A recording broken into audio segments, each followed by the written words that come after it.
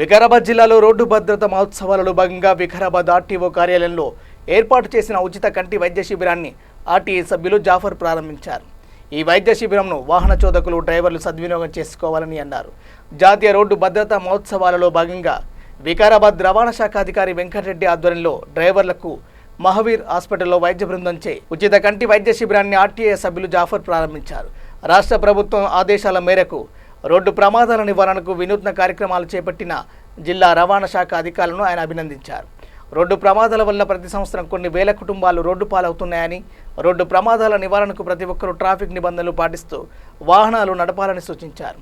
Road భద్రతా మహోత్సవంలో భాగంగా ఈ నెల 30న జిల్లా కేంద్రంలో నిర్వహిస్తున్న హెల్మెట్ బైక్ ర్యాలీ కార్యక్రమానికి శాసనసభాపతి గడ్డం ప్రసాద్ కుమార్ హాజరవుతున్నారని, ప్రతి ఒక్కరూ ఈ కార్యక్రమంలో పాల్గొని జయప్రదం చేయాలని కోరారు.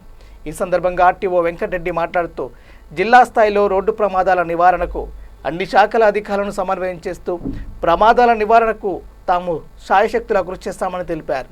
ఈ కార్యక్రమంలో కాంగ్రెస్ పార్టీ మండల అధ్యక్షులు రాజశేఖర రెడ్డి, మహావీర్ హాస్పిటల్ కంటి వైద్య నిపుణులు, డ్రైవర్స్ అసోసియేషన్ సభ్యులు, వాహన చోదకులు, జిల్లా రవాణా శాఖ కార్యాలయ సిబ్బంది తదితరులు పాల్గొన్నారు.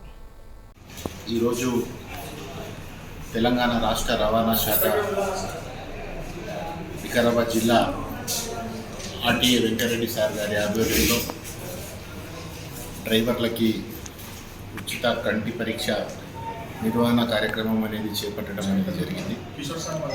ఇది రాష్ట్ర రోడ్డు రవాణా భద్రతా వారోత్సవాల్లో భాగంగా ఈ కార్యక్రమాన్ని డ్రైవర్లని ఎప్పటికప్పుడు జాగృతం చేస్తూ ప్రమాదాల నివారణకి, భవిష్యత్తులో ప్రమాదాలు జరగకూడదని చెప్పేసినటువంటి ఒక సదుద్దేశంతో రాష్ట్ర గౌరవ ముఖ్యమంత్రి శ్రీ రేవంత్ రెడ్డి గారి ఆధ్వర్యంలో, మరి పొన్నం ప్రభాకర్ గారు రాష్ట్ర రవాణా శాఖ మంత్రి వైద్యుల సారథ్యంలో, గౌరవ స్పీకర్ గడ్డం ప్రసాద్ కుమార్ గారి సూచనల మేరకి ఈ కార్యక్రమాన్ని చాలా పెద్ద ఎత్తున జిల్లా యంత్రాంగం చేపట్టడం చాలా అభినందనీయమైనటువంటి విషయం. ఇలాంటి శిబిరాల్ని, ఇలాంటి కార్యక్రమాల్ని వాహన చోదకులు, డ్రైవర్లు ఎవరైతే ఉంటారో వాళ్ళు సద్వినియోగం చేసుకోవాల్సినటువంటి అవసరం ఉంది. తద్వారా రోడ్డు ప్రమాదాల నివారణ కార్యక్రమంలో వాళ్ళ భాగస్వామ్యాన్ని వాళ్ళు నిరూపించుకోవాల్సినటువంటి అవసరం ఉంది.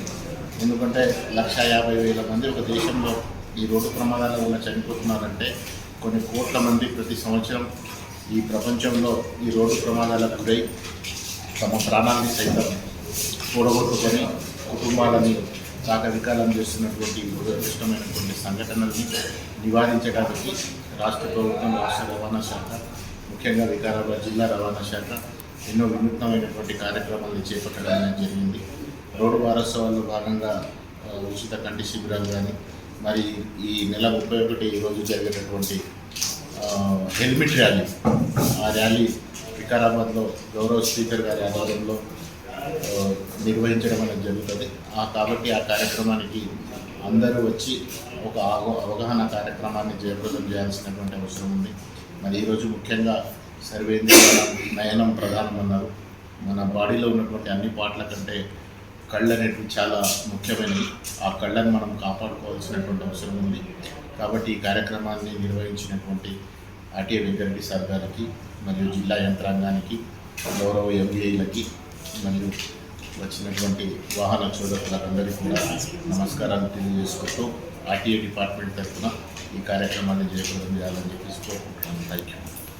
జాతీయ రోడ్డు భద్రతా మాసోత్సవాల్లో భాగంగా వికారాబాద్ జిల్లా ఆర్టీఓ ఆఫీసులో డ్రైవర్లకు, స్కూల్ బస్ డ్రైవర్లకు కానీ, ప్రైవేట్ డ్రైవర్లకు కానీ ఉచిత కంటి చికిత్స కండక్ట్ చేస్తాము. దీనికి ఆర్టీఏ మెంబర్ శ్రీ జాఫర్ గారిని కూడా వచ్చి వారి చేతుల మీదుగా ప్రారంభించడం జరిగింది.